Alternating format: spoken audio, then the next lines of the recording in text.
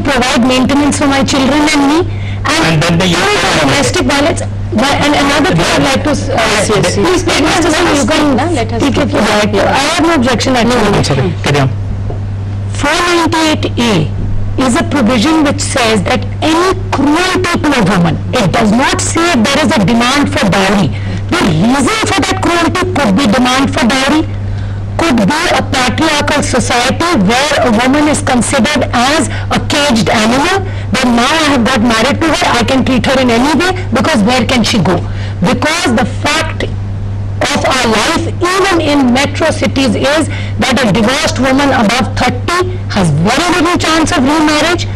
If you read Times of India, you will find out that if a single girl or a divorced girl tries to go and get a house on rent, she is harassed by the landlord, she is refused by the landlord, she is treated as a, kind of a loose character lady. So it is not that easy. My friend has been saying that how men are emotionally weak. The fact of the matter is that a single man can walk on the street, a single woman cannot walk on the street after 9 o'clock. So therefore women do not rush for divorce, women do not rush to break the marriage. They are compelled to break the marriage when it starts harming their physical and mental health. If you study statistics on the mental health of married women, you will find so many women's confidence. Girls who are gold medalists in medical college, the day they get married, they are told, "Aap kaam chhod dijiye, you sit in the house." Then you have to live with a joint family. How many men are living with a girl's family? This is the nature of our society. Now, the moment a problem happens, the first thing parents do is they disown their son in the will. What do the parents do? The mother-in-law and father-in-law say the boy and girl got married on their own.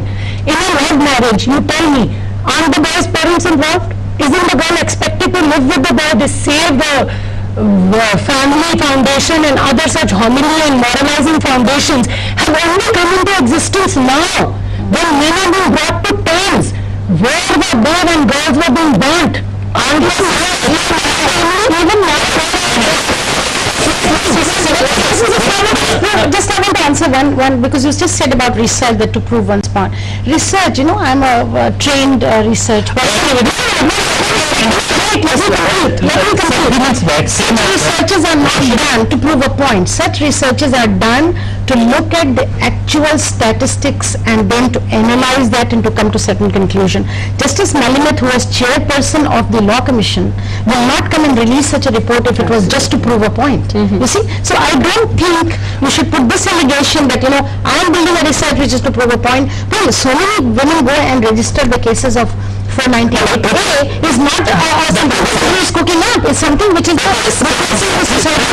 there was a report published in Washington Post in Washington, USA, saying that 70% women in India are victim of domestic violence. And then this news article was challenged by our foundation, and then they raised an apology when they asked this data from women organization across India plus from the government of India, then they could not provide the data, that 70% figure.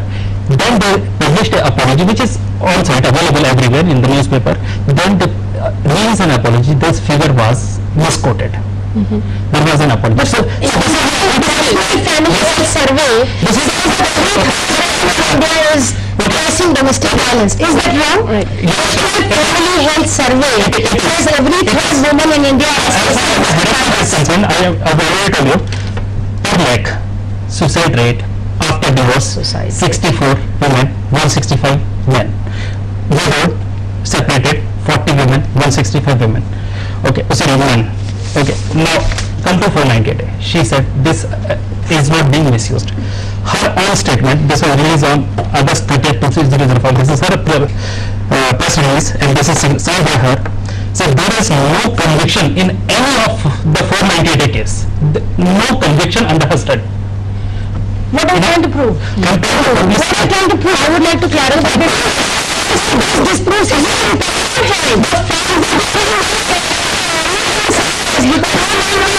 being misused. Not one man has gone to jail. Why? Right. Yes.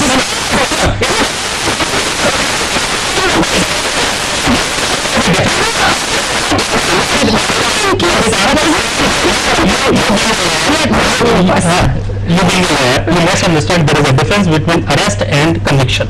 I am talking about conviction. How many many people were arrested? 1,34,700 people were arrested. How many of them were convicted? Only 5,000.